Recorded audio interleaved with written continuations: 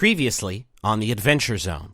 You gotta forget this night ever happened. You walk through that gate and never come back. Right underneath preservation of forest, my number 2 skill is forgetting about weird shit. So you have come to the right department here. We can't really live without some sort of sustaining life force. You know, the springs behind Amnesty Lodge, those have enough juice, I think, for a lot of us to keep going. You can tell that this light that was in the water is now just gone. Good news is, I think we're safe from the time being, because whatever was in that pool seems to be gone. All right, mission accomplished. Well, Good work, Pine Guard, huh? then we've got the bad news. Which is? I think maybe it went into all the water, like in town. Well, fuck.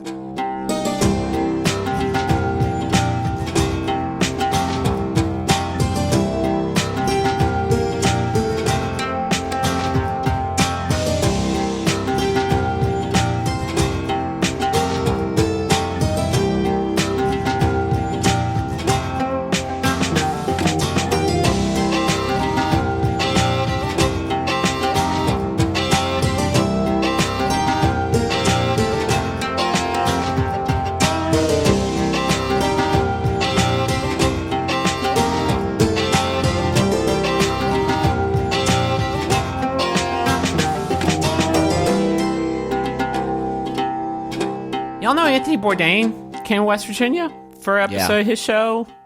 Anthony Bourdain Tastes the World. Yeah, where did he go? Was he complimentary? He was, he did all the stuff that we love. He probably ate a rattlesnake at one point and was like, now this is real country. And, probably played ping pong at a church or something like that. But I'm trying to figure out how to, is he going to show up in the middle of a monster hunt, or is he going to... Okay. That would be like he's a monster? Maybe he's a monster. Be like our third Bourdain reference in the whole series. That'd be very cool. That would free us from the podcast, Yeah. Okay. So the three of you arrive back at Amnesty Lodge, and it's nearing sunset. And as you enter the lobby, you realize it's a bit emptier than usually. As you've seen it, it's a bit emptier than usual. Yeah, and Aubrey says that.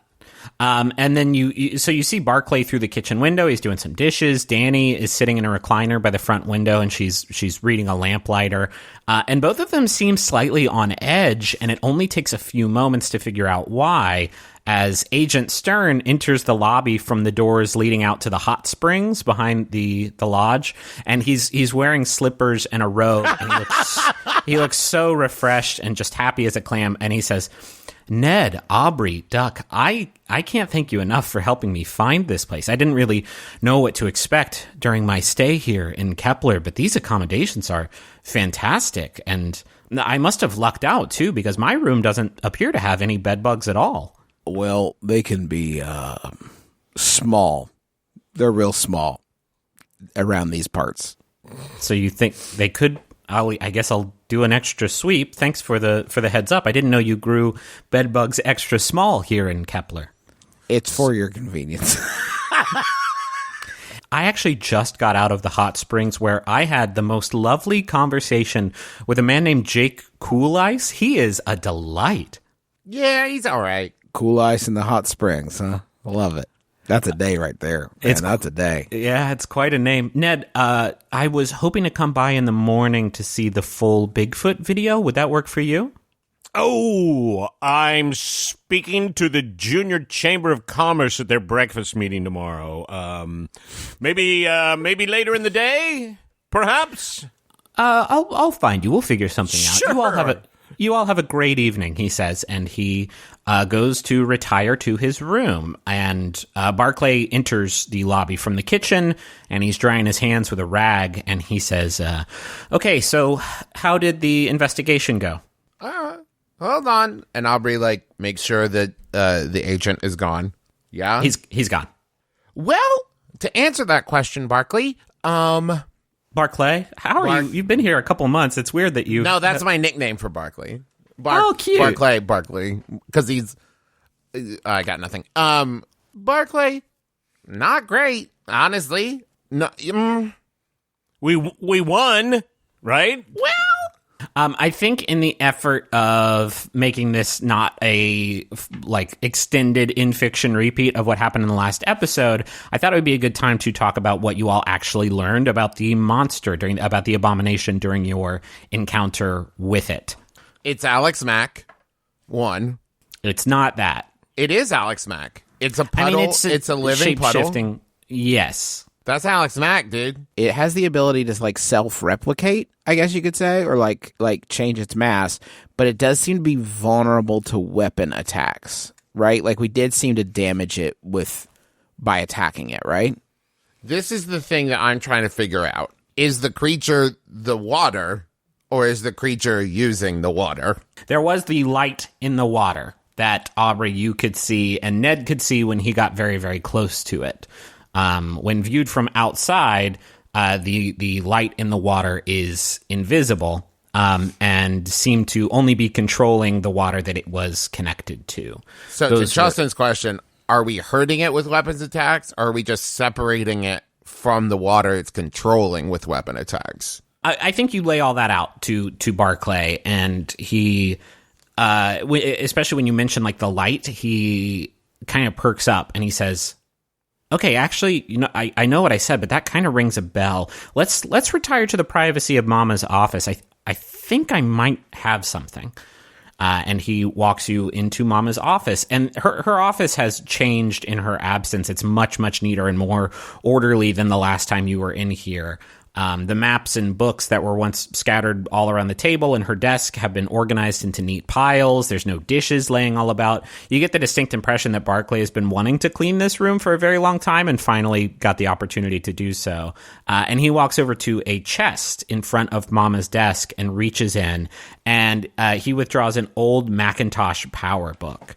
And he kind of sighs as he pulls it out and tries to get it to boot up. What's that, Barclay?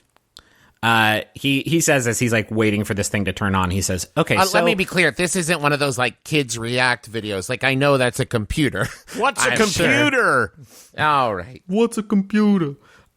He says, all right, so the Pine Guard was established after the abominations first started appearing in Kepler back in 1988.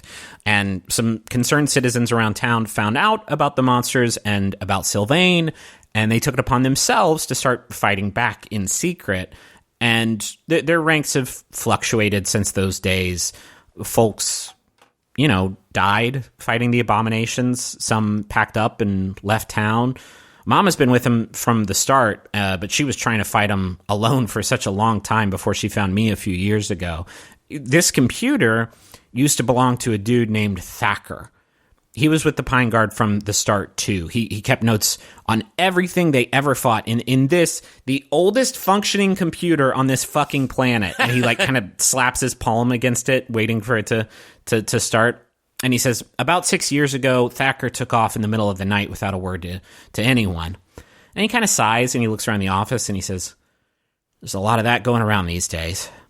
And then the computer plays its startup noise, and a few moments later, Barclay says, okay, back in 97, the Pine Guard went toe-to-toe with, well, they called it an elemental.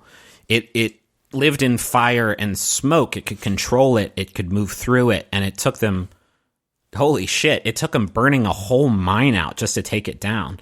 It kind of sounds like what we're dealing with today, right? Except it's water and not fire. Sure, but the concept of, light inside of elements, controlling it and using it as form and as a weapon, it sounds like kind of what we're dealing with. Was there any mention of a bright yellow bug light involved? He taps around, he says, yeah, obviously it's hard to see that in the fire, but they could see the light and smoke moving around.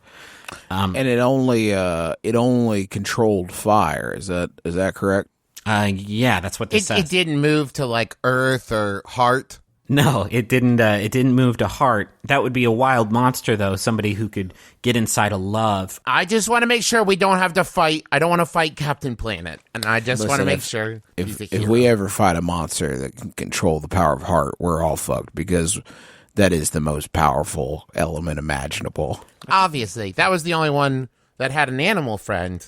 Wait, did I mean, water... I'll fucking stab love. I don't care. I'll try. I'm just Yeah. saying, I don't think it's going to be that effective. That's fair. Barclay puts on some glasses, actually some reading glasses that were already on Mama's desk, and he says, so it says here that magic and magically imbued weapons could hurt it, but not kill it. To kill something intangible, you need an intangible weapon? It doesn't say what they ended up using, though. Well, hold on. So, if it moves through the element, could we starve it? If we could separate it from a source of water and then chop away, we could severely weaken it, and at the very least, maybe shrink it to a manageable mass? I mean, it's a really nice thought, but you're dealing with, I mean, you still got a question of humidity in the air. I don't think that we would be able to remove moisture from the air at a sort of molecular level, right? There's no reason to think it would need a full body of water if it could work with the humidity in the air. Barclay says, it's an idea, though, and he opens up a new like document on this very, very old computer, which probably takes like 45 seconds just to do, and he starts taking notes on the water elemental, and says, we could maybe use that for the hunt. And then he clicks back to the fire elemental, and he says, it says here that it was a pretty tough target to take down. Not only did it possess incredible strength in the right environment, it also marked and pursued those it viewed as a threat to its existence. Yeah. Shit. Yeah, it says here, man, they lost someone on this hunt. A guy named Mike. It followed him into his car, got in the fuel line. Not Mike. Oh, I love his hard lemonade. I don't know if it's the lemonade. I enjoyed his run on Mystery Science Theater 3000. Anybody else have any famous Mikes that they want to... Doc, you got one? I mean, they did too, I figure. Yeah, we're probably okay. Yeah, who needs a third to be funny? He says, if y'all went toe-to-toe with this thing in the water, we should probably keep in mind the possibility you've been marked too. You might want to stay out of bodies of water till we wrap this one up. Should we send someone to check on Swimmer Dude? Yeah, what did he do that harmed the water? I think it sounds like he was just there when this thing showed up. Or he peed in it. Another possibility. There's a flash that sways back and forth across the ceiling, a reflection of light against water from outside the window immediately behind Barclay. And he says, okay, so no baths, obviously not in the hot springs or your tub or whatever. If you had any plans on waiting in the green... What the hell was that? What was what? Just now, right behind you. That light on the ceiling now... It's swaying even faster now, like a bright light reflecting against the surface of water shining in from the outside. Hold on, just hold on a second, Barclay. We got to figure this out. You might want to step, like, over here, Barclay, maybe away from the window a little bit. He stands up and faces the window, and through it, you can see down to the tall wooden fence surrounding the hot springs behind the lodge. And while normally this angle wouldn't allow you to see the waters, you can see them quite clearly now. They are floating in a perfect 8-foot wide sphere hovering above the fence's perimeter. And trapped inside, thrashing ineffectively, is Jake Cool Ice. No! When I said we got to figure this out, that was me leading into attempting to read a bad situation. So I would like to do that now. Yeah, please. And I got a 7 + 1, 8. Okay. Let's see, that gives me one question. What's the best way to protect the victims? You need to get Jake Cool Ice out of this floating sphere of water. You can tell that the fact that he's thrashing and stuff means he's not like unconscious or dead, but you do not know how long he has been in that water, and you assume that he will be one of those two things if you do not get the fuck down there and get him out. Let's do that. One thing that we need to keep in mind with Read a Bad Situation is while acting on the answers, you get +1 ongoing while the information is relevant. So if you do anything to get Jake Cool Ice out of the water duck, now you have a +1 to do so. Okay, just like I'm trying to clarify the situation for myself. It's outside, right? Yeah. Out like above the jacuzzi, and we're inside, right? It is not a jacuzzi. It is like a hot spring. This is not like a Motel 6. It's God's jacuzzi. It's God's. It's the mountain's jacuzzi. Yes. I'm gonna run outside. Okay. Aubrey, Ned. Oh yeah. Is Jake Cool Ice important from Sylvain? Oh. Sorry, is he essential personnel? No. We were kind of getting into a groove just discussing what was going on, and I'd hate to lose that. Yes, Jake Cool Ice is from Sylvain. The three of you and Barclay go running out of the office towards the door that leads out to the hot springs behind the building. I think Agent Stern actually like pokes his head out his bedroom door as he sees you all running, and he's like, "Is everything okay?" Coyotes. Yeah, got coyotes. Let's stay in your room. Yes, stay in your room. please stay in your room. We got a coyote situation. But it's a protected coyote that we have to just kind of herd. Barclay's just like gone while you all are. He does not want his precious boy Jake Cool Ice to die. Okay, sleep good. Bye. I'm saying this is like as we're running past him. Yeah, like, it's a forestry situation, man. I'll take care of it. Don't worry, everything's fine, partner. Just stay in your room because they can get a little vicious. He nods and shuts the door, and the three of you follow Barclay down into through the door that sort of branches off the lobby down to the hot springs. You pass by a dressing room as you run down a set of wooden stairs and exit out into the hot springs. It has sort of a stone perimeter around the actual, where the water used to be, with like a wooden base actually inside of the pool. And it's surrounded by this tall fence, which is kind of lined with stacks of towels and some buckets. And you are now face to face with the water sphere that Jake Cool Ice is trapped inside. I need to investigate. I want to know something really important that maybe we can see by just observing. But is the sphere of water just free floating, or is it connected? It is free floating. It hasn't done that before. It had to. I mean, before at the pool, it was connected to the water, whatever shapes it made. This is not connected in any way. Yeah. Do we see the sphere of light in the sphere? I think this. That's a good point. I think this water is disconnected enough and not deep enough that you do see this light, and it is almost like swirling around Jake Cool Ice's form in the water. Barclay, what is Jake? Does it matter? He's like looking around. He picks up a bucket and like throws it at the water, and it just like gets sucked up into the form. And he like shrugs like, I don't know, I threw a bucket. What do you do? Here's the thing. I could maybe try to like blast him out of the water, but I'm not going to be able to do that without hurting him, I don't think. Jake is now clutching at his throat. Okay, that's it. I pull out Beacon. Yes, Doc Newton. This is, I don't really know what we're supposed to do with this one. Doc, it's quite a challenge. Okay, Beacon. All right. Thank you for your input. That's great. And I extend him from his coiled position, and I tell Beacon, hey, hold on tight, partner. And I chuck him at the yellow light.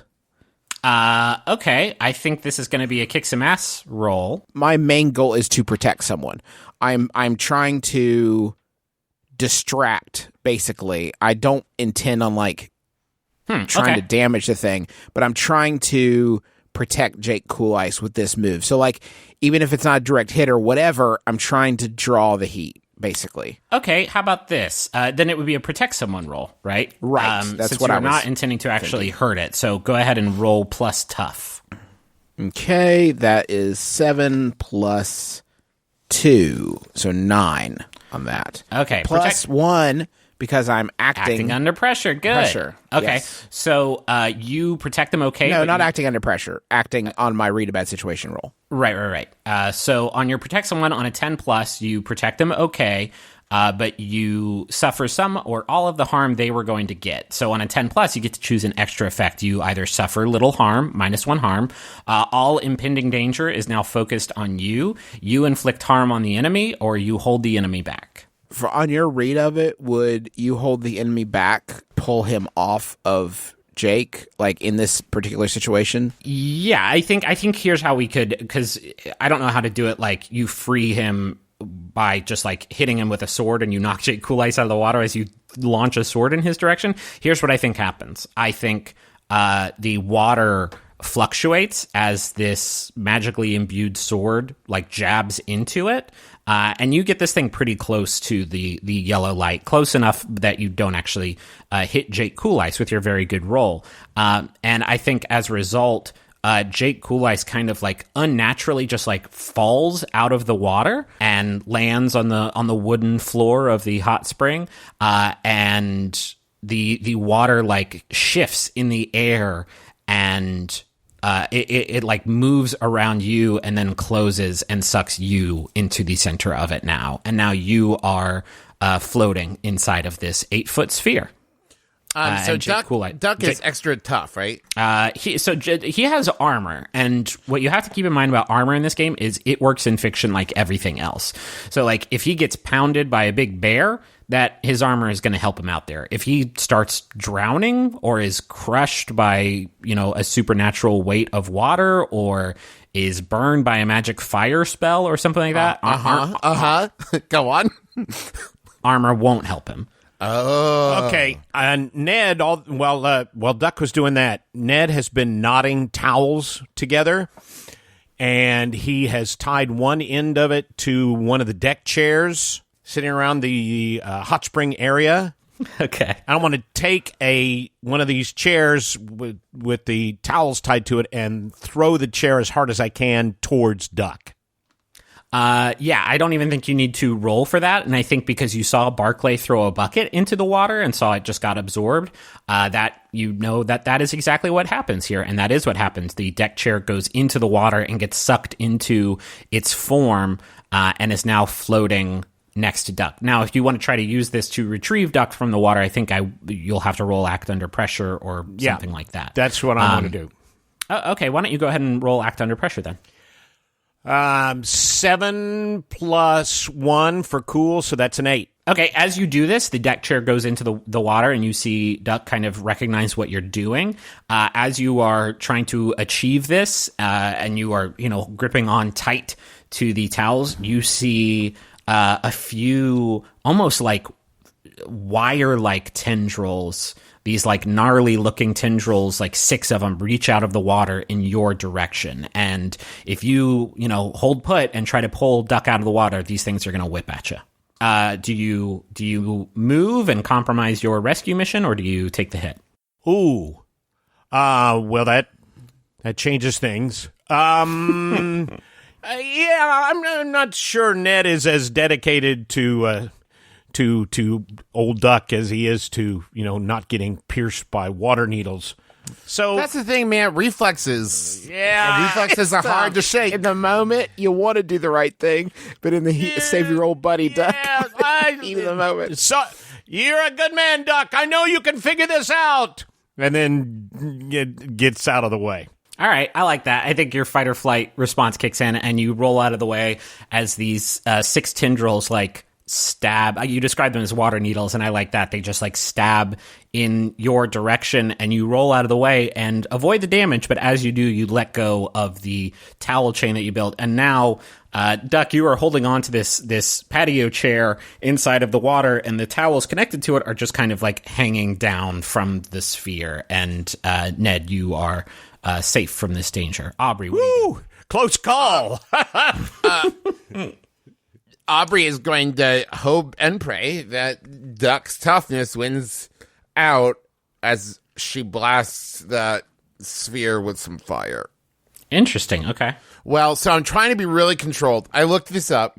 Water turns to steam at 212 degrees. And so I'm hoping, since it was a hot springs to begin with, it's not going to take much. So I'm not like aiming at Duck. I get what you're doing. Yeah. So go ahead, and this would be a kick some ass roll. So I rolled a 10 -1 for tough. Aubrey. No. You roll with weird for your kicks. Oh, then it's then it's a 12. It's a 10 plus 2 then for weird for magic. Okay. On that, you and the water deal damage to each other, but with a 10 plus. 12? Oh, yeah. okay. On any kicks and mouse, you and your enemy deal damage to one another. On a 10 plus, though, you pick an extra effect. You gain the advantage. Take +1 forward to give +1 forward to another hunter. You inflict terrible harm, +1 harm. You suffer less harm, -1 harm, or you force them where you want them. Can I force them where I want them and push them off? I don't think that's how that would work, right? I get okay, then I want to grant 1 forward to Doug. Okay. Yeah? Yeah, I like that. So, use it to create an opportunity. Sure, for him to escape. Doug. Right. Yeah. Okay, so you blast this thing, and how much harm does your fire spell do? 2 harm plus 2 harm fire. And if you get a 10 plus on a combat magic roll, the fire won't spread. So 4 that's harm fine. total. I don't know how it would have spread your blasting water. It's like essentially it is dousing your flames as you put them out, as you launch them. You actually get the feeling that you are not doing as much damage to this water with your fire magic than you should be. You are creating a significant amount of steam, which looks fucking rad. Like it hits the surface of this water sphere, and as the fire contacts it, like there's a ripple that travels through the sphere. But it does not seem super effective to combat this thing with fire in the way that you are used to. And I think those needles that were going after Ned whip around, and instead of piercing you, they just whip towards you and lash across you, and you take 2 harm. All right. Duck, you are up. Now, this thing, because it turned its attention to Aubrey, some of the water, it's not like a perfect sphere anymore. It's a bit misshapen, and you get the impression that if you did want to escape, you would have an opening to do so. Did I steam some off too? Yeah, I think you steamed. I think you definitely steamed some of it off. It's hard to tell, right? You can't identify how much volume of water is floating in the air. But I can tell that Duck's uniform, no wrinkles. No wrinkles. Perfect. Perfectly pressed. Where am I in relation to Beacon right now? You see Beacon. You're right next to him. And is he within the light? Is he near the light? Yeah. You're both pretty close to the light. Okay. I'm gonna grab Beacon and try to stab it into the light. What's that? What's +1 radical. forward do? It just gives him +1 on his next roll. Oh, excellent. Whatever it is. You would not get your read a bad situation bonus because you are no longer saving Jake Cool Ice. Jake Cool Ice right now is climbing out of the empty hot spring, and he's coughing up some water as he does so, but he is safe. Okay, a non-great roll. I rolled a 6, which is plus tough, +1. Plus tough, so +2, so an 8. +1 for +1. Oh, so 9. Okay, what does this look like? I reach out and basically grab the Beacon's hilt with my fingertips. I think it's just in reach. And I sort of, it's tough. I can sort of make out where the light is. I can't really build up much speed at all. I'm still kind of underwater, but as much as I can, I kind of grab both hands on the hilt and just kind of jam it in the direction of the light, hoping that I can get a piece of it. How much damage does your weapon do? So that's 1 harm for the handle, and then 1 harm for the blade.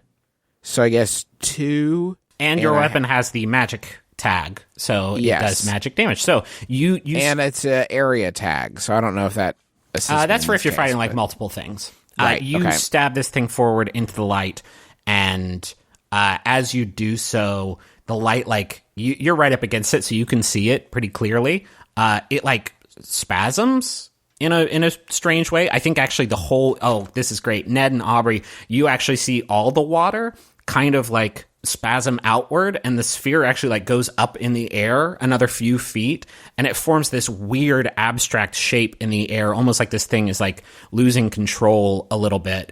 And then it all, in the blink of an eye, like sucks back in. And Duck, as it sort of reforms, the pressure inside this water gets like so intense. It is like crushing you like you are, very, very deep in the ocean without a suit. And it actually also gets kind of hot, and you take 2 harm, ignoring armor as it kind of like crushes you. But after it does so, Ned and Aubrey, you see the sphere of water now just sort of succumb to gravity and fall and splash back down into the pool. And it obviously splashes up quite a ways as it does so. And Duck, you see the light quickly zip away and into a vent in the pool and disappear. So the hot springs is connected to the water supply? Listen, okay, we could. How they eat and breathe is just a show. Just relax. Technically, the wastewater system and the regular water systems of a city are not connected, and so like there's a lot of ways to figure it out. But yeah, maybe you get the idea that this thing doesn't. It is weird, man.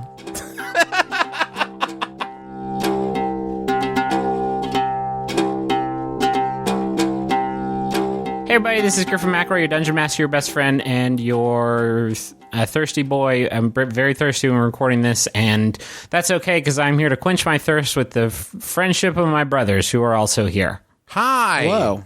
Why are we here? Well, you're here because we have something, a project that we are working on, a collabo that we wanted to talk about before we got into the rest of the ads. Juice, why don't you start us off here? Yeah. So a few years back, I got really into this Geocaching. Geocaching. And then after that, I got into this organization called the Mysterious Package Company. And if you haven't heard about them, a lot of different people have recommended them. I know Neil Patrick Harris is a fan, and I was also a fan of this organization that basically tells stories through the mail. They have a lot of different they call them experiences that you can have or give to a friend, where and the whole narrative, the whole thing that happens is sent to you through the mail. If I could jump in with my experience with it, Justin signed me up for one, and I didn't know, so I started receiving, and the name is pretty applicable, Mysterious Packages. Yes. That included letters and like maps and like pirate treasure and stories about like this person who had gone to do like a salvage dive and had found these pirate things, who was being hunted by like marauders trying to reclaim the treasure. And Ooh, it all scary stuff. Yeah, and it all and it not only is it letters, I also at one point like fake ivory, but like a carved ivory tusk and like a message. Travis, in a that's bottle. It's not ethical. It was fake ivory, Griffin. It was Okay, not. that's It was better. synthetic, but still like physical stuff. The point of all this is that we have been working with them, and we are creating with the Mysterious Package Company our own experience that you, our beloved listeners in Bachelor Nation, will be able to enjoy. It is Taco's Correspondence School of Wizardry, Cantrips, and Other Magics. You can pre-register for this exciting correspondence school, this exciting magical correspondence school. Maybe not right this second. This is a pre-order. I think it's going to be going on for a few weeks. I'm not sure on that exactly. Now, to be clear, Justin mentioned it's a pre-order. This is the kind of thing where like we're going to be selling these for a while, and then we're not going to be never selling them ever anymore. again. Yes.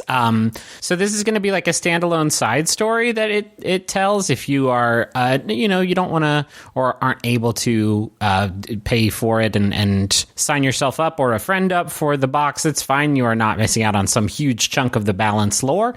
But it's going to be really neat. It's going to have cool puzzles and a neat actual like physical reward. That's something that comes with all of the mysterious packages whenever you complete them. And we're very excited about it. This is actually the first time that the Mysterious Package Company has teamed up with another like company to create an experience. So we are happy to be working with them. So $64.99 is the price for the experience. You can get it for yourself or as a gift. There's also a limited edition, I guess, like bonus edition that is $99.99 that just I think it has maybe another some bonus items from it's a chef school. Basically, you can sign up for the Magic School and Taco's now defunct chef school as well if you would like some paraphernalia from Taco's now defunct cooking school. That is available to you as well. But the base package is $64.99, and I know that's a lot of money. So if you can't get it, it's all good. Like there's no hurt feelings here. But that price covers like a bunch of really cool stuff. It's gonna be worth it. I promise. It's gonna be really neat. I want to find a balance between it's going to be amazing, but also like you're not going to find out what secretly really happened in the balance arc if you pay for it. It's neat, and it'll just be like a fun thing. So if you want to do it, it'll be really fun. There'll be neat stuff. We're sort of like crafting the story as it is. There'll be some audio elements, a digital Stone of Far speech that you'll use to talk to Trace Horny Boys, and it's gonna be neat. I just think I just thought it was a cool thing, and I think that if you sign up for it, I think you're going to enjoy it. I'm very excited this is happening. So the pre-order link, I don't think it's going to be live when this episode goes up, but keep an eye on our Twitter and we will let you know as soon as it's available to pre-order. And I think that's it. Boys, you want to stick around for the rest of the ads? No. Nah, you got it. I'm going to go make burgers. Okay. I'm going to eat Travis's burgers when he's not looking. Like Wimpy from Popeye. Ooh. Can I get a burger while I'm done? No. Okay. You can have one right now. Okay, so our first sponsor this week is Audible. Audiobooks are a great sidekick for summer activities like hiking, road tripping, enjoying downtime outdoors, and more. Like enjoying downtime indoors, or standing in a doorway. You could probably do it there, too. Audible has the largest selection of audiobooks on the planet, which lets you fill your summer with more stories like... I have on my desk right now, and it is on Audible, Haruki Murakami's The Wind-Up Bird Chronicle. Hey, that's a book I know about. So that one's on there, and you can just go ahead and go listen to that one. Audible members get a credit every month, good for any audiobook in their store, regardless of price, and unused credits roll over to the next month. Didn't like your audiobook? You can exchange it, no questions asked. Start a 30-day trial and get your first audiobook for free. Go to audible.com/adventure or text adventure to 500-500 to get started. Also want to tell you about Movement watches. That's MVMT. I got me a couple Movement watches. They are slick as hell. By which I mean they look nice. They're not slippery because that would be bad for a watch. Movement continues to revolutionize fashion on the belief that style should not break the bank. They've recently doubled the number of watch styles and are still expanding. They even sell sunglasses and fashion-forward bracelets now. Movement watches start at just $95. At a department store, you're looking at $400 to $500 for a nice watch. Movement figured out that by selling online, they were able to cut out the middleman and retail markup, providing the best possible price. They got classic design, they got quality construction, they got styled minimalism. Bing, bang, boom. Get 15% off today with free shipping and free returns by going to mvmt.com/adventure. See why Movement keeps growing. Check out their expanding collection. Go to movement.com, mvmt.com/adventure. Join the movement. Next up, I want to tell you about Utopia, and this one's fun and really hard for me as a sort of person who talks for the advertisements because it's Utopia. That's Ewetopia. Waiting for your party to arrive? Utopia is a quick-playing, handmade, artisanal board game of deceptively tactical sheep herding that's ideal for kids and adults alike. Featuring adorable sheep and pups, Utopia is easy to learn, difficult to master. A sheep adventure that marries gin and labyrinth and will twist your brain into rotini. Play it with friends at a pub or against 3 toddlers in a trench coat who will hustle you for your money. You gotta watch out for that. I'm so glad to get that PSA out there. Thank you. So you can visit utopiagame.com. Again, it's Ewetopiagame.com and order yours today. That's Ewetopiagame.com because sheep puns are great. Next up, I want to tell you about a new book by an author named William Bridgman called The Grand Tour, Travels in the Twilight of Magic. William has this to say. Hey, all you Adventure Zone lovers. I don't know if that means you love Adventure Zone or you You know. If you're looking for another great story to enjoy, check out my book, The Grand Tour Travels in the Twilight of Magic. Join us as we journey through Victorian Europe with Henry and William, young men who discover the hidden world of magic, fairies, and old gods. But this magic is dying, and spirits will sacrifice anything to save it, including mankind. The Grand Tour is free to read and updates weekly at williambridgman.com. That's williambridgman.com. I want to thank everybody who's been tweeting about the show using the ZoneCast hashtag. I sure do appreciate you spreading the word about the show. It's how we have found most of our audience, and so we only have the listenership that we have now because of you all and the things that you've done, and we just, wow, it just really means a lot. Also, if you do it, you might end up as a character on the show, like Sam Thacker, who is Thacker, who's a character on the show, so deal with it. I also want to thank the Maximum Fun Network for having us on the network. You can go to MaximumFun.org and check out all the great shows that they have there. Shows like Stop Podcasting Yourself and Tights and Fights and Lady to Lady and Switchblade Sisters and so many more, all on MaximumFun.org. And if you want to hear more stuff that we do, you can go to McElroyShows.com. And oh yeah, we're doing a graphic novel that you can pre-order right now, and it would be super cool if you did that. It is an adaptation of the first arc of the Balance campaign called Here There Be Gerblins, and you can find it at theadventurezonecomic.com. That is it. And we're going to let you get back to the rest of the episode. Oh, one last thing. Travis is actually about to go on vacation, so we will not have a regular episode for you 2 weeks from now. Instead, we will have for you the live episode that we recently did in Dallas. It's a special episode that takes place inside the Balance campaign that I think you're all really going to enjoy. So that'll be our next episode, and then we're going to get right back into Amnesty, the episode after that. So the next episode is going to go up in 2 weeks, so that is going to be on May 17th. And it's going to be our live episode from Dallas, and we think you're going to enjoy it. And we'll talk to you soon. Bye.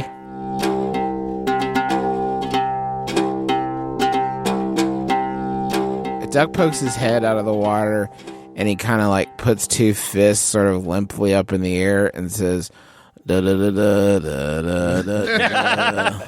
Well. Jake Cool Eyes laughs. He's like, that was, and he throws up some water, and he goes, that was so not tubular. It is a shame, though. While floating in the water, I was so assured of Doc Newton's destruction. I had begun fantasizing about my next owner. Would they be exciting, willing to take adventures?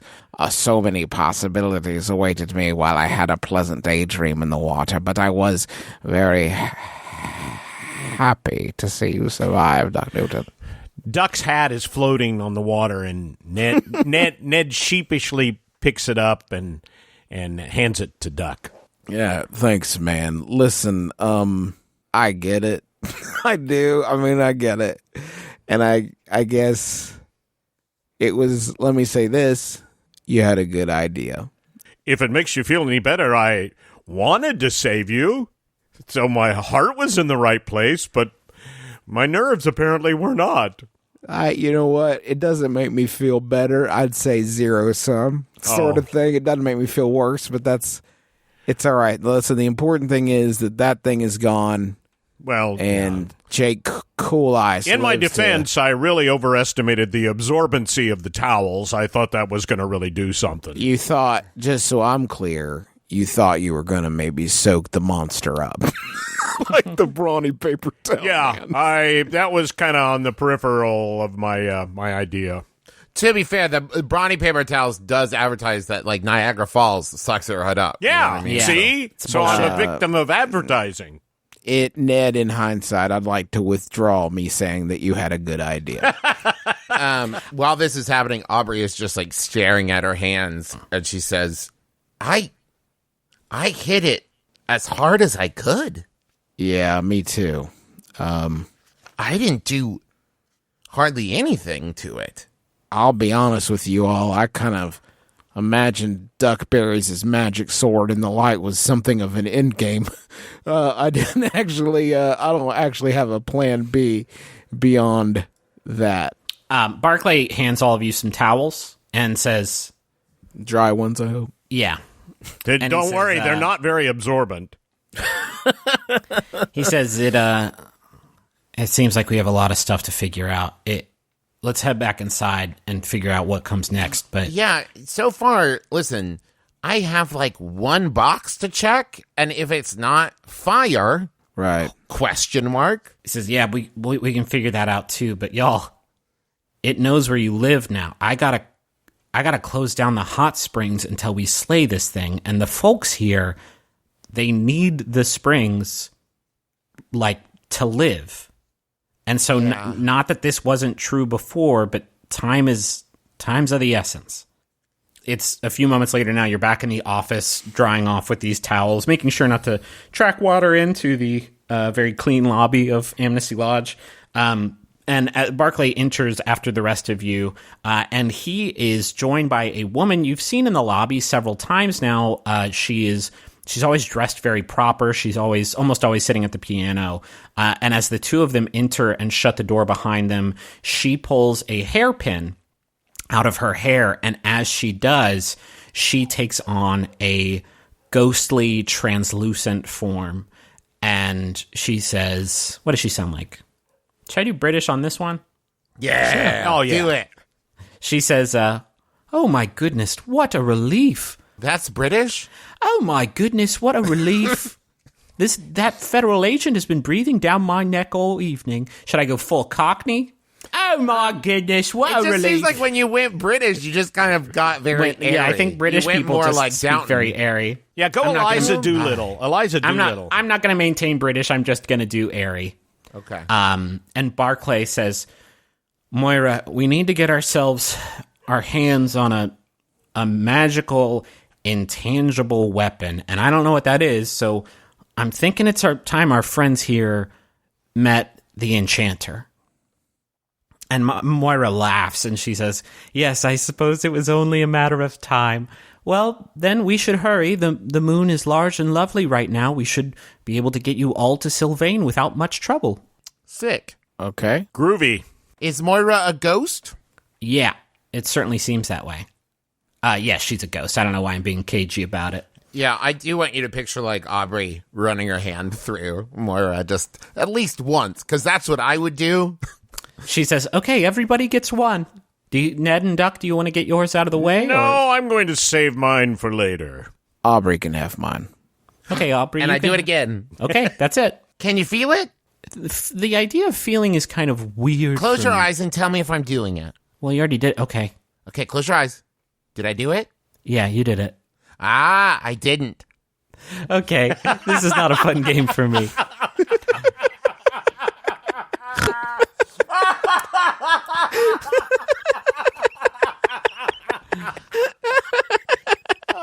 Stupid. I love this show. She puts her hand through you. Can you feel that? No. Yes, you can. Don't. Okay. Do it again, but do it like I'm a mech. You know what I mean? Where so like You don't want me to ghost into you. It's a. oh no wait, do it and then Doc pretend to like open palm hit me, right? And then Moira, you go flying backwards out the back. We're not going to do Doctor Strange fan fiction. We got things to do tonight. The four of you are walking through the forest toward the gate, and it is indeed lovely tonight. The sky is clear, allowing the moon to pierce the canopy of the pine trees overhead, illuminating your passage through the woods with ease. The remnants of the summer cicadas are singing a quiet song from deeper in the forest, backed by the sound of the fallen pine needles that crunch beneath your feet with each step. And Moira explains, so the Enchanter is a mysterious being. It has taken many shapes and names for as long as I've known it. It resides in the catacombs beneath the city where it does its work tinkering with imbuing the light of Sylvain into various trinkets and odds and ends that it collects. If you want it to cooperate, though, you're going to have to deliver it an item of value from this world. Collecting Earth artifacts is one of its favorite pastimes. And she reaches into a handbag she's carrying. She is in her human form.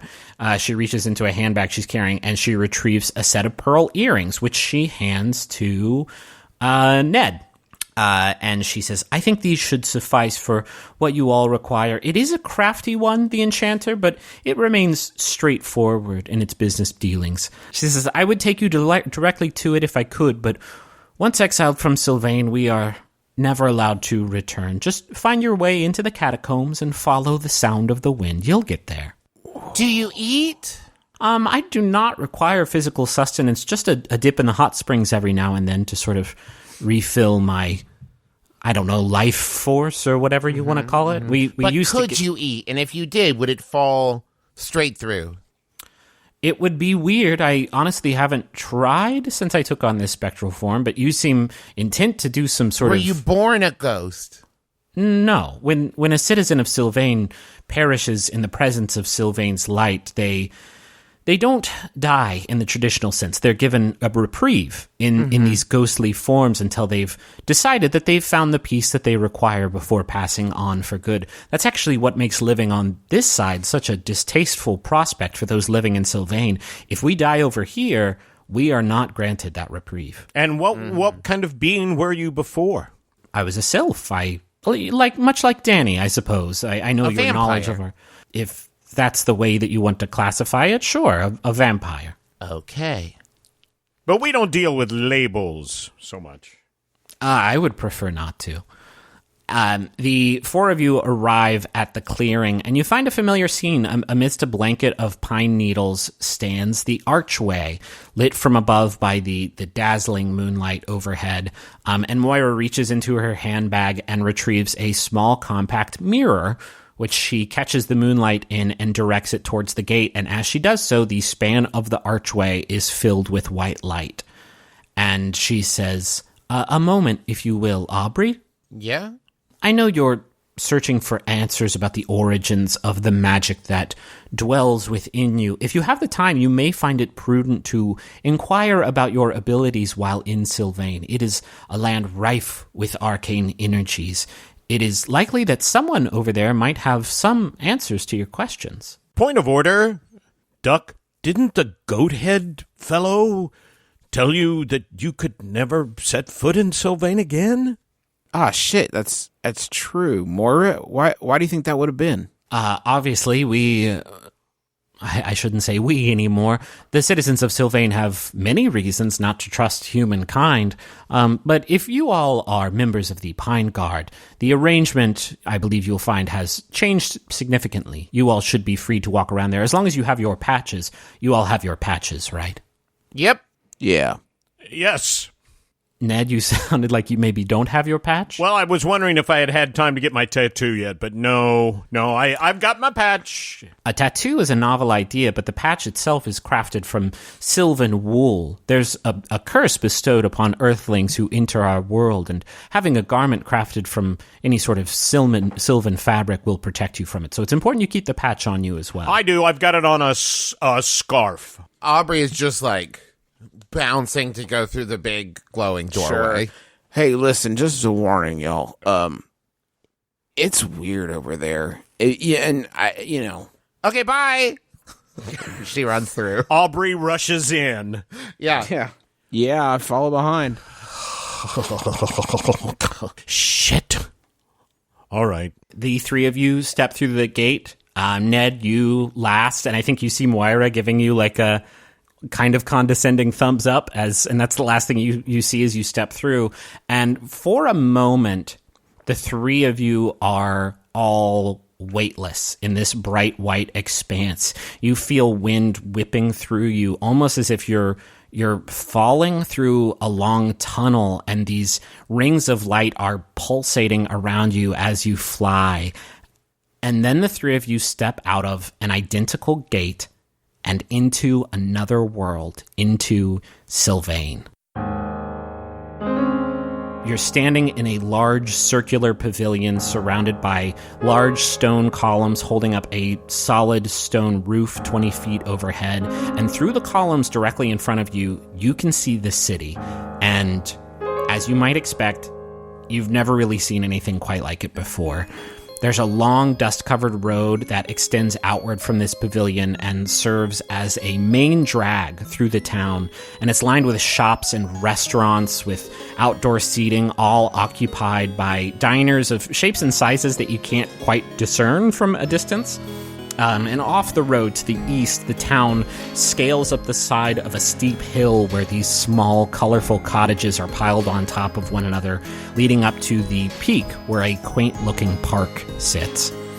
To the west, a series of several large buildings are arranged. Just off the main drag, you see what looks like a school, a large library, what appears to be like this world's version of a hospital, more functional buildings as opposed to the residential district built onto the side of the hill. And though you find something kind of relatable about the layout of the city, there's something decidedly alien about the architecture.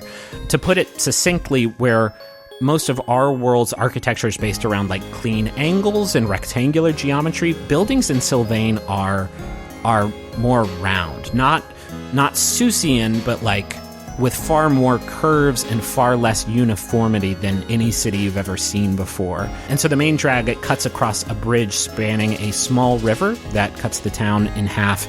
And beyond it, you see something more surprising still, a castle of gray cobblestone. It's the largest building in sight, with these huge gardens that extend from its walls, reaching nearly all the way down to the river. And immediately in front of this castle is a large courtyard, which hosts the most eye-catching feature of the entire city, a crystal jutting up through the ground, standing 15 feet high. There's a bright orange light pulsating from within this shape. It is an impressive thing, even though the side of it appears to have a large chunk missing, almost as if it's been cleaved off completely. And as you all enter through the gate, two guards approach you from the columns in front of you, and they're both holding spears. One of them has sharp fangs that they're bearing and bright orange eyes, not unlike the features you've seen on Dani in her undisguised form. And the other guard simply has a squirrel head for a head. Duck, get my picture with it. Oh. The squirrel hears you say this and says, "Do not move, earthlings. Explain yourselves immediately or face your doom." I can do selfie mode. I don't have to move. The other guard kind of sighs as this other guard says this very dramatic thing, but raises their spear towards you nonetheless. We are Pine Guard. Yeah. They look at each other and then look back at you with their spears still raised. We kind of thought I dig out my wallet and take the patch out. Yeah, we're from the Pine Guard. Does that not mean anything to y'all? We were under the impression that it would be. I thought that would work. Yeah. Is that not a thing? Is that not a thing? Pine Guard, we protect it's Earth and Mama. Do you know Mama? You know Moira, she's a ghost. Barclay, Cool Eye, Jake Cool Eyes. Any of that ringing a bell? Mama? Danny, any of this? Danny, and we're y'all Pine know Guard, and we Enchanter. You say the Enchanter name. Enchanter. Why would that mean? Okay, I don't know. Yeah, Pine Guard. Pine Guard. The squirrel turns to the other guard and like kind of chitters in its ear, and they like shake their head like I don't know. But their conversation is broken up as a familiar face climbs the stairs to this pavilion, and you hear a voice say, "I thought we had an arrangement, Duck Newton. You care to explain why you've returned despite your promise?" And it is Vincent, the goat man. Hey, Vince. Yeah, I was trying to be. We're in the Pine Guard. I kind of thought that would be all that y'all would need to hear. That's what Moira said. But you know what? I maybe should have put her through due diligence. Now that I think about it, I did just kind of accept that as gospel. But we're looking for an enchanter because we got a lot of your people over on the other side that are going to be in a pretty bad way if we don't get our hot spring fixed up. There's some sort of elemental creature of some sort that's making it pretty inhospitable at the moment. He listens to you. As soon as you said you were in the Pine Guard, you see a big smile across his face, and he says, "Yes, I figured it was only a matter of time. We only met for a brief while, but I figured that this was probably in the cards. I apologize for the inconvenience, but could you provide some proof of your testimony?" Yeah, I mean, I got it right here. I've still got the patch in my hand, so I show it to him. He nods and he says, "So you've come to see the enchanter. I assume you need some help hunting down one of the abominations." We've found it a couple times now, and I think it's going to come for us. We more need help in the killing part of it. And sorry, what were your friends' names, Doc? This is Aubrey and Ned. Yo. Hi. He smiles and he says, My name is Vincent. I am the Minister of Defense here in Sylvain. I understand you need to see the Enchanter. I can take you to him. Cool. I All right, must, let's go. I must insist I accompany you as long as you are in our world, and I must also insist that you make your introductions to the interpreter, as is custom for those who serve to protect Sylvain from the world beyond. And who is that? You seem to not know much about our world at all. I suppose that makes sense. It's our first day here. Yeah, like, let me ask you about the fucking cast of friends. Like, what? You're talking about Matt LeBlanc and Matthew Perry. Damn. God, son of a bitch, he's good. he says, He's real good. The interpreter does just that, interprets the will of Sylvain, which helps to form the laws that govern our world. I suppose you could think of them as a kind of ruler here, unelected, obviously, and with checks and balances represented by their ministers. It is custom for those who serve in the Pine Guard to at least make introductions to the interpreter. But that can wait. She is resting now as is. We can go see the Enchanter and then just swing by for a quick pit stop later. Quick question, and forgive me, because I'll probably end up just, like, asking everybody we run. Do you have, like, magic tutors or a book I could read about? Let me start here. I do magic, both stage and real. he looks surprised when you Watch. say that. Snap fingers, thumb lights on fire. Boom, there. He gets very close as you do this, and you see like the light of the fire like flashing across his face, and his eyes get And wide his as weird he goat sees that. eyes. His goat eyes are beautiful. He says, This is no parlor trick, correct? This is real magic? No, do you want to see that, though? And then, like, card trick. okay, you do a quick card trick. He says, I can do both. This is quite curious. I suppose I can introduce you to the Minister of the Arcane in our world. They might be able to help you out. But Hell yeah. Aubrey, Is it Cornelius Fudge? from the Harry Potter books? God damn, you're good, man. Christmas. I cannot get one past you. he smiles, and he says, Aubrey, I must ask, you are not Sylvan, are you? Human as they come. I see. I think. That is quite curious. I think it would serve all of us very well to know where your powers come from. I will make an introduction to the Minister of the Arcane when we stop by the castle. But for now, let's carry out your errand. and he nods, and the other two guards like lower their spears and Question: step do we back. need to pretend to not be here? Is it going to be weird that we're here? Are people going to look at us weird? Oh, people are definitely going to look at you weird, but there is an arrangement that has existed between our people and the Pine Guard for some time now, so you will find some amount of understanding from the citizens here. Okay. And Vincent starts walking you down that main drag toward the hill, the residential district on the east side of town. And you pass by several blocks of these colorful round buildings. And as you do, you get a clearer picture of the folks who reside here. A lot of them are like Danny and the guard by the entrance, similar to what our world would consider vampires with these fangs and bright eyes. Some of them have that kind of ghostly form that Moira showed you all, but they seem to just be like conducting their business in the same way as everybody else here. You see a ghost float out of a bakery carrying a box of freshly made There goes the pastries. baker with his tray like always. And this ghost is chatting happily with the shop's corporeal owner. But you also see a lot of beings with various earth animal characteristics. You see people with the fur and fangs of wolves. You see more squirrel-like people. You see some bipedal bird people. There's a lizard person busking on the streets, playing a beautiful song on a harp. Vincent, can I ask you a quick question? Yes, go ahead. How long have people been crossing over to our world? Because this would explain a lot of stories and folktales and stuff. I would not venture to say that we are responsible for all of your world's lore. That would be irresponsible of me.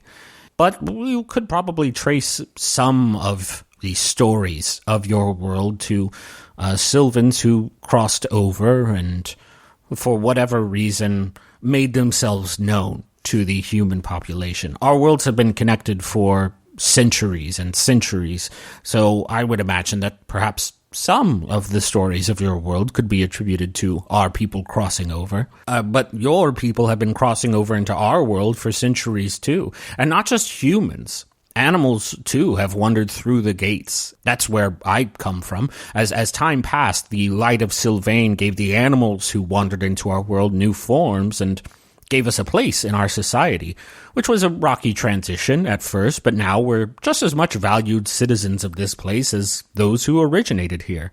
And as he says that, he nods to just a dog person, a person with the I'm a dog person. This is a literal dog person. And finally, you reach the foot of the residential district, where Vincent directs you towards a large stone circular door built into the hill, which he slides open and then lights a torch mounted by the door and leads you down several flights of stairs into the catacombs under the city. And you walk for several minutes through stone-carved tunnels, and the sound of the street and music from the city above fade behind you until you can only hear wind that is growing louder as you navigate the twists and turns of the catacombs. And finally, you turn a corner and you see no tunnels in front of you at all, just a platform overlooking a large chasm that swallows the light of Vincent's torch, expanding into what seems like infinite darkness. And he motions you forward and he says, "Watch your step." And he kind of smiles. Is there a safety rail? No, I can talk to Public Works to try to get one installed, I suppose, if that's a concern of yours. No, I worry about my friends, falling off the edge. I got 2 points of armor, man. I'm fine. Okay. Let's step very, very, very carefully onto the platform, as close to jumping back as I can. Whoa, Ned! Whoa! Vertigo! Whoa, Ned! Oh, and Aubrey's just fucking with Ned. Yeah, sure. Oh, pretty far down, huh, Ned? Whoa. Ned, come look. No, I'm good right here. This way I can keep an eye on the... woo! I want to keep an eye out with my peripheral vision, just, in case of danger. As you all step out onto this platform overlooking the chasm, it is silent for a moment, and then I think your footsteps kick off some dust that you hear fall down the chasm, and then you hear really loud breathing coming from below. Loud, rhythmic breathing, almost like the purring of a gigantic cat. And you hear a voice say, "What business do you have with me, Earthlings?" And this voice just echoes through the whole chamber. We require a weapon that can defeat us, I guess, a sort of elemental. Like water? Like a weapon that can kill water? That sounds stupid when I say it. Really super absorbent towels? Maybe? More absorbent towels? Like magically absorbent. Yeah. Like a sham... Like a ShamWow. Oh, yeah. Mm-hmm. The wind picks up from below you as you speak, almost knocking you off your feet, which is probably pretty scary given your position, as a massive shape lifts up from the darkness below you. And suddenly, the light from Vincent's torch illuminates 2 great yellow eyes with narrow slits for pupils, which eye you over quickly before the figure fully emerges. It is a cat, an unthinkably gigantic, gray, anthropomorphic cat. And it says, "Well, that sounds like quite a challenge. I suppose introductions are in order. The people of this world know me as the Enchanter, Master Artisan of the Arcane. You may call me by my name. I am Heathcliff."